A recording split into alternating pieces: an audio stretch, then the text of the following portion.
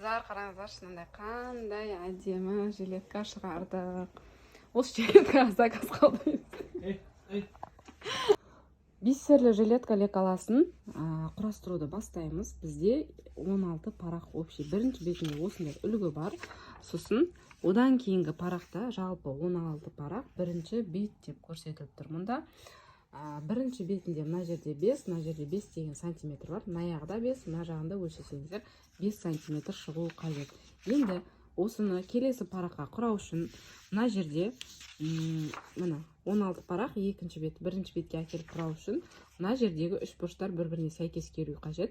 Және мұнда қайшының орны тұр. Осымен до конца қырқып тастап, мына үш бұрыштарды бір-біріне әкеліп жалғаймыз. Осыны жалғағанда мұндағы сызықтар да бір-біріне сәйкес келуі қажет. Келесі парақты осыған осылай әкеліп жалғаймыз. Мына жердегі артығын кесіп тастап, үш бұрыштарды сәйкестендіреміз.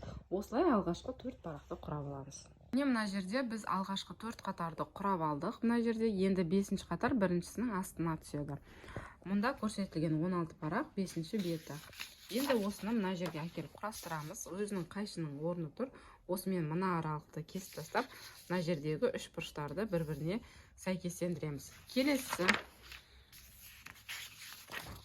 мына аралықты былайынан кесіп тастап, бір-біріне үш бұрыштарды әкеліп сәйкестендіреміз. Міне, осылайынан.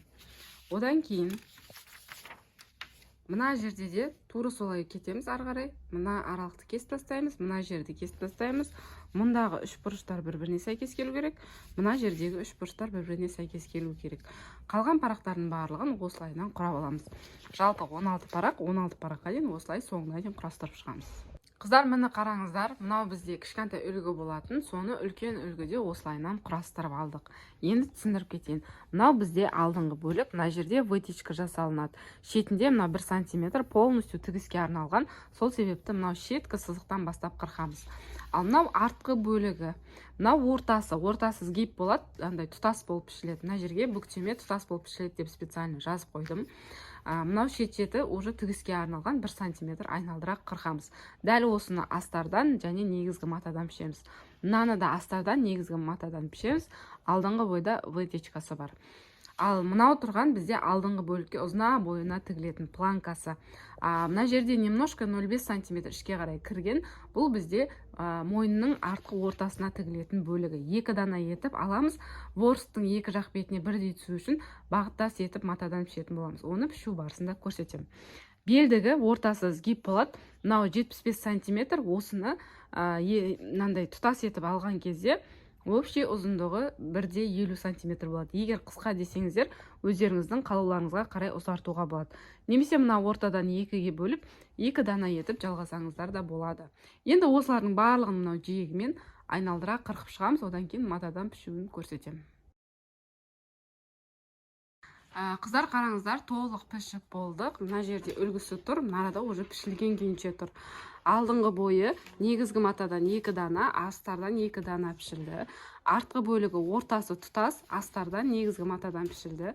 Планка тура осының өзінен 2 дана жасалынды. Белдік ортасын тұтас етіп піштік. Жалпы пішілген детальдар міне осылар. Енді осыны вышивкамен сәндеп аламыз, одан кейін барып тігетін боламыз. Бұл вытечканың орнына осылай вытечканы тігіп аламыз. Екінші жақ бетінде сондай, астарды да солай тігіп аламыз. Вытечканы тіккен кезде осылай инемен қойып белгілеп алып барып тігесіздер. Себебі бұл белюр мата болғаннан кейін қатты сырғиды. Сол қатты сырғамас үшін осылайынан инемен қыстырып алып, содан кейін барып тігіңіздер. Сол кезде бір жұмысты екі жұмыс қылмай оңай тігесіздер. Енді осыны мына сызық бойынша былай тіке бастырып тігіп шығамыз. Бірінші мына иықта 1 сантиметр тігістің орнын жоғары жаққа белгілеп қойдым. Қолтық ойынысында да 1 сантиметр мынау тігіске кететін аралық белгілеп қойдым. Сосын алдыңғы жақта полностью мынау біздің вышивка түсетін жерге дейін төмен қарай 1 сантиметр тігіске кететін жерді белгілеп қойдым. Енді біз мынаны тіккен кезде мына жерде лапка кетеді, екі қатар былай. Сол лапканың ізіне түспейтіндей етіп вышивканың орнын белгіледік. Примерно тоже 1 сантиметр немесе 1,2, 1,3 сантиметр арақашықтық қалдырдым. Бір елі деп айтамыз ғой, былайша айтқанда. Потом мына жақтан тігістен кейін тоже бір елі қалдырам. Сосын осы екеуінің ортасын примерно былай сызып, тоже ортасынан 1,50 сантиметр қалдырамыз. Иықтың үстінде. Сонда мына аралық және мынаның ортасындағы және мына жердегі аралық қалатын, ашық қалатын жерлер бірдей болу қажет. Қалған орталық мынаның ішкі жақ бетіне кетеді. Енді мынаның сызығына тура бір елі до конца былай алып келдім да, мына алдыңғы уже көкіректен төмен түскен жақты немножко төмен қарай былай астым. Енді біздің көкірегіміздің ұшы мына жерде примерно болатын болса, содан төмен қарай түсетіндей етіп жасадық. Екіншісін тура осының арасына бір елі қоя отырып, былай айналдыра әкеліп сыздық. Осы форманы өздеріңіз қалағандай етіп сыза аласыздар. Басқаша оюда түсіруге болады. Біз енді осылай жасап жатырмыз. Жоғарғы жағында да лапка өтетіндей бір елі қалдырып, осы аралықтан бастайтын боламыз. Әрбір тігісімізді. Өйткені мынаның айналасын тіккен кезде біз машинаның астында мына вышивкаларымыз қап кетпеу керек. Тігісіміз де аккуратны болу қажет. Оңай болу үшін бірінші вышивка жасаламыз. Енді осыны мына екінші бетіне көшіру үшін мынаны тура осылай ұстаймыз. Мына жердегі бордың іздерін қанық етіп аламыз. Егер қанық етпесеңіздер, ол түспей қалады. Міне осылай. Ашық болып тұрған жерін бәрін қанық етіп аламыз. Сосын барып мына жерге бастырып түсіреміз. Дәл осындай бисерлі жилетканың толық тігілу видео сабағы бөлек сатылады. Ол жерде мынау бисерінің толық тігілуі, матадан қалай пішеміз, ворстты қалай таңдаған дұрыс болады, алдыңғы жағын сырып тіккен кезде қалай әдемі шығу үшін не істеуге болады, барлығы толығымен көрсетілген. Бұл жерде видео сабақтар сіздерге қысқаша түрінде ғана көрсетілді. Егер толық мастер-класты аламын дейтін болсаңыз, бағасы 3000 теңге тұрады. Ол жерде тігілуінен бөлек 42 размерден 60 размерге дейін дайын PDF форматтағы лекаласы беріледі. Тіркелу үшін осы жерде көрсетілген WhatsApp номерге жазыңыз. Ең бірінші мына оң беттерін беттестіріп алып, иық тігістерін тігіп шығамыз 1 см ара қашықтықтан. Одан кейін мына жерден де тура солай иық тігістерін тігіп аламыз. Мынау алдыңғы ойдың планкасы, мына жерде 3 бөлшек болып тұрған жағын осы жерде осылай қосып тігіп аламыз. Қыздар қараңыздар, мына жерде біз артқы мойын ойындысын тура осылай етіп ортасын анықтадық та, сол жерге мынау жоғарғы жақтағы келетін орында былай қойып белгіледік. Енді мына жақтың бәріне осыны былай бірдей ұстап алып келіп, етегіне әкелген кезде екеу бірдей да. Енді осы бірдей емес, мынау қазір тіккен кезде біздің астарымыз осындай, мына жақ беттен қалу үшін мынадан 2 см-ден аса кеспесең деп тұр. Міне осылай кесіп тастадық. Енді мына жақ бетті де тура ортасын белгілеп аламыз. Мына жақ бетті де сонша кесіп алып тастауымыз қажет.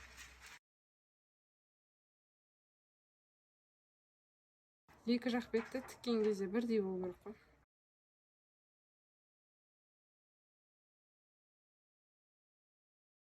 Сосын кейін барып, мынаны былай қарай қайырамыз да, мына жерді тігіп аламыз. Иық тігістерін туралап, бірінші артқы мойынның ортасын шығарып аламыз. Сол жерге бормен немесе қайшымен кішкене тіліп жіберіп белгі қоямыз. Тура осы белгілеген аралыққа біздің мойынға тігілетін планка дейміз ба, осындай белдік қиманы тұтас тігілетін деталімізді тура ортасын осылай қыстырып аламыз. Содан бір жақ бетіне қарай осылай бірдей етіп қойып отырып инемен қыстырып шығамыз.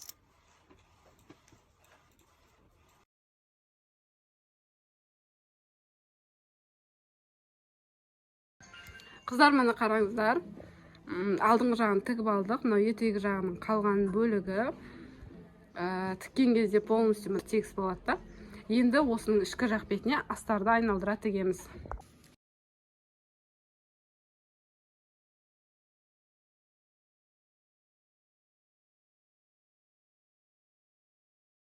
Қыздар, мына қараңыздар, артқы жағының астарын былай қарай сырт тастадық. Мынау алдыңғы жағы өзі астармен былай болып тұр. Мына жағы астармен былай қосылып тұр. Енді бұны былай жібереміз дағыны. Мына жақтан астарды керісінше қарай тартуымыз қажет. Былай екі жаққа тастадық. Мынау оң бетке, мына оң бет келу қажет. Былай. Сосын мына жақты енді мына жаққа әкеліп тоже теріс қаратамыз. Бұл не үшін десеңіздер, мына жердегі қолтық ойынысын айналдыра тігіп алуымыз үшін. Мына шетін осылай қыстырып аламыз. Иықтың үстінде осылай бірдей етіп қыстырып аламыз.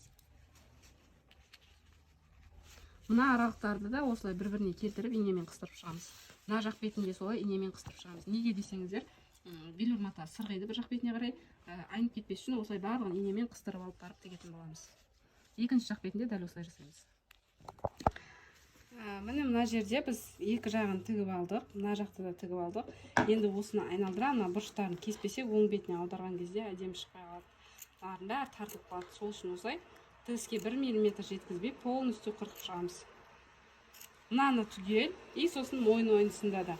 Мойын ойынсында былай істегенде қақиып тұрады. Енді ол неге демеңіздер, ішіндегі мынау неміз бар ғой,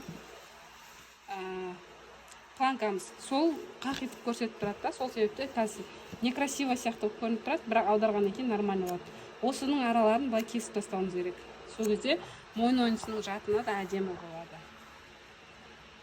Не қараңыздар, мына жақтың барлығын осылай қырқып алдық. Мына жақта мойын ойынсында алдыңғы жағын түгел қырықтық. Мына бетте де солай түгел қырқып алдық. Енді арғы бетіне аударамыз. Жеңнің бәрін істедік. Мына жеңден кішкене өстіп қолымызды өткіземіз. Бисер бар, мына қақиып тұруы мүмкін. Екі шетін ашамыз да, мынаның бір бұрышын ұстаймыз қолымызға, мынаның бір бұрышын ұстаймыз да, тартамыз ішіне. Мына. Сосын жақсылап үтіктеуіміз қажет. Енді екінші жағында солай тартамыз. Мына жерде біз барлығын үтіктеп шықтық. Мына жеңімізді аударған кезде осылай болды. Алдыңғы астарымен бірге осылай болып көрінеді. Мынау артқы жақта мына жерін тоже былай үтіктеп жіберсеңіздер болады. Осылайынан әдемі көрінеді. Енді біз жан тігістерін қосуымыз қажет. Жан тігістерін қосу үшін астарды астармен осылай беттестіреміз. Негізгі матамен жанын беттестіреміз. Тура мынау қолтық ойынысы шыққан жердегі тігісті бір-біріне сәйкестендіреміз. Инемен қыстырып аламыз.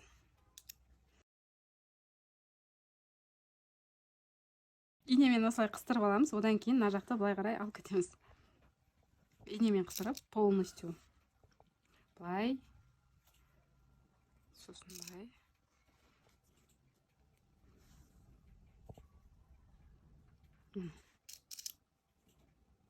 Енді астар жақты істейміз. Екінші жақ бетінде де тура осылай істейміз да. Бірақ астар жақ бетте осындай орта ашық қалдырып кетеміз.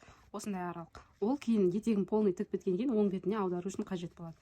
Енді осының екі жақ бетінде осылай айналдыра тігіп шығамыз. Мына жанын тігіп қойдық. Мына ішкі жақ. Мына жерден оң бетіне аударатын боламыз. Мына беті. Енді осыны теңестіреміз.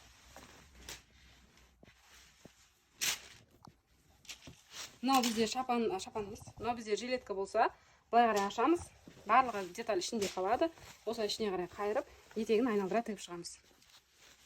Мына етегін тіккен кезде тура мына жерден 1 см ара қашықтықтан былай полностью айналдыра тігеміз. Тіккен кезде инемен қыстырып аламыз. Одан кейін барып оң бетіне аударып, мына жердегі белгі бойынша ішкі жақ бетіне кіргізіп, тағы да бір үсіктеп жібереміз.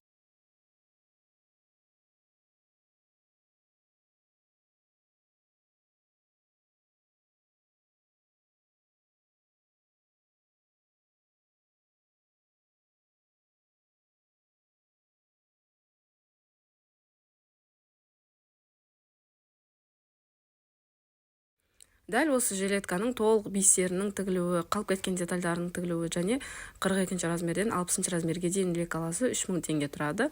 Егер сол мастер-класты толық күйінде алғыңыз келсе, осы жердегі көрсетілген WhatsApp нөмірге жазыңыз.